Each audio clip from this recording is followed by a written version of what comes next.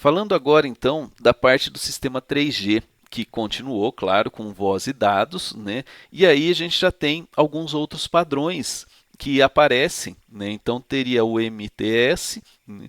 E também nesse sentido acabava aparecendo essas siglas aqui, né? Em alguns celulares aparecem esse HSDPA, HSUPA, que a gente está falando de 3 megabits por segundo. Agora há pouco, falando de 2.5G, era 300K. Então aqui, ó, de 300K para 3 megas, nossa, é uma evolução gigante, a velocidade aumentou absurdo, tá? E em termos de CDMA, ó, então CDMA 2000 era CDMA em intervalos de TDMA. Então a gente estava falando aqui seria uma evolução, né, foi feita uma evolução nesse serviço de dados e chegando até 14 megabits por segundo. Então você nota que isso expandiu bastante, né? Em termos de arquitetura do 4G, né, LTE, a gente tem, você vai notar que é um pouco diferente daquilo que eu estava mostrando até agora, né? Então melhorou-se esses pontos onde eu tenho aqui, ó, uma rede de acesso, né, de rádio. Então tem as estações bases, né? Tem todos esses caras conectados. Então cada uma dessas daqui, ó, seria basicamente isso, né? Então a gente tem o nó da estação base aqui, nossos dispositivos móveis aqui que estaria conectados nessa estação base. Feito isso, a gente tem uma estrutura maior, né, nosso core, para poder fazer esse gerenciamento, onde nós temos aqui servidores, né, a parte de gateway, toda a parte de interconexão, além do que integrar isso daí com essa parte de HSS, que seria a parte de subscrição de serviço. Então, seu celular, né, você tem essas coisas que a gente estava comentando até agora há pouco, de ter o contrato com a operadora, tudo isso daí, né? Então, a gente tem os MME aqui, né, que seriam os gerenciadores dessa parte de mobilidade, né? Então, a gente tem esses pontos e todo o IP, né, desse core está sendo gerenciado aqui. E aí, o que a gente vai ter? Então, nessa estrutura toda, né, especificando um pouco melhor, a gente tem a parte de mobile. Né? Então, os dispositivos móveis, falando de smartphone, tablet, laptop, tudo que está usando 4G, né, no caso aqui LTE. Então, o rádio ali. Mas eu tenho isso daí? Eu posso ter um tablet usando esse esquema. Eu vou lá, coloco um cartão. Né? Então, aqueles modems de internet usando cartão de celular, você está usando isso daí. A gente tem aqui, né, o tal do IMSI, né, que seria a ideia de você ter uma identidade para fazer isso daí. A gente está falando da parte internacional, ou normalmente, né, a gente também tem o SIM, né, que seria esse módulo de identificação de assinatura que a gente tem na nossa rede de celular. Né?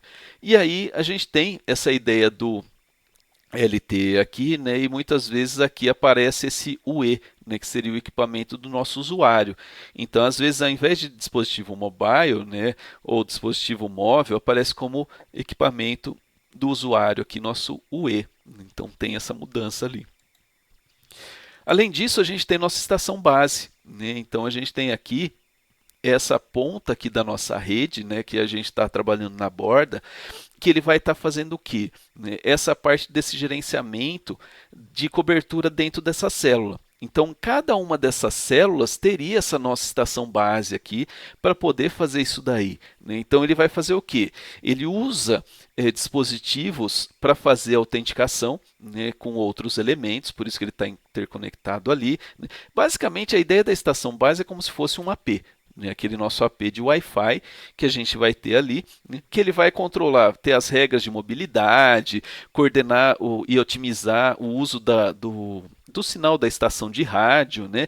E normalmente no jargão de LTE, né, por isso que ele aparece até aqui, como eNode. Né, eNode B, então seria que sim, né, nosso B da estação base aqui que a gente teria nesse sentido.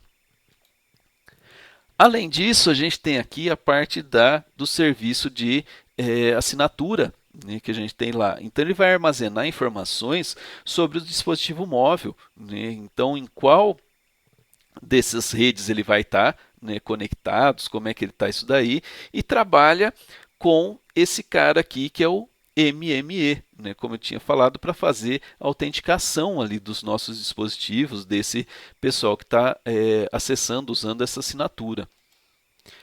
Nesse caso, a gente também tem essa parte do SGW e o PGW, né, que acaba aparecendo aqui, onde ele vai fazer o quê? Basicamente, o que ele tenta trabalhar nesse sentido seria o quê? Essa ideia do PGW, ele vai alocar endereços IPs para aquelas equipamentos móveis, né, e executar a aplicação de QoS, toda essa parte aí.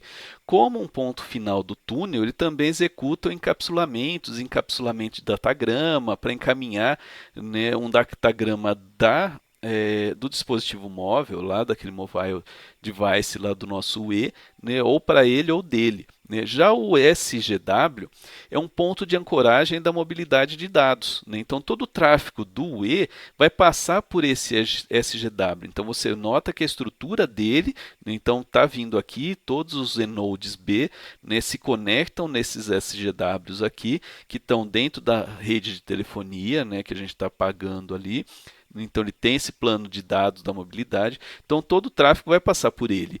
E o SGW também executa as funções de cobrança, faturamento, interceptação do tráfego que a gente teria aqui rodando dentro dessa rede. Então é nesses casos aqui que ele vai analisar lá se você é daquela rede de serviço, você tem uma negociação entre operadores para você poder usar essa estrutura deles. Além disso, a gente tem a entidade ali, né, de gerenciamento de mobilidade. Então, o que, que ele vai fazer, esse gerenciamento de mobilidade?